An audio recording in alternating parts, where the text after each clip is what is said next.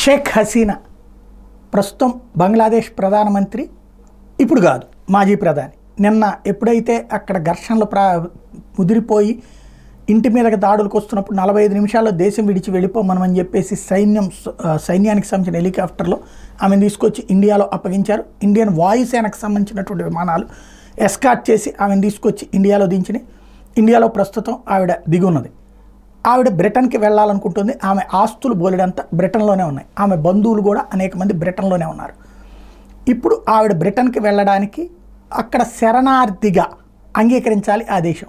వాస్తవంగా రోజుకి 10 ఈ నెల రోజుల్లోనే లేబర్ పార్టీ వచ్చాక 17,000 మంది శరణార్థులు సరిహద్దులు దాటి వస్తే వాళ్ళందరికీ ఇస్తే ఆ శరణార్థులకు వ్యతిరేకంగా ఇప్పుడు అక్కడ పెద్ద ఎత్తున ఉద్యమాలు జరుగుతున్నాయి బ్రిటన్లో.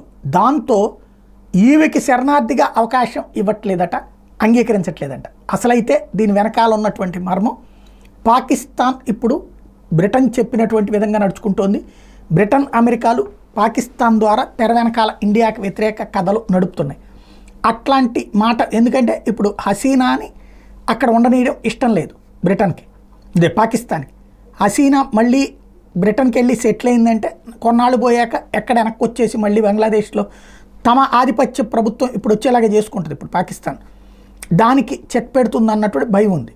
అందుకని చెప్పేసి ఆమెని ఇప్పుడు శరణార్థిగా అంగీకరించట్లేదట. ఇక ఆమెకు ఉన్నటువంటి ఆప్షన్స్ 3: సౌదీ అరేబియా, దుబాయ్, లేదంటే ఇండియాలోనే ఉండిపోవడం.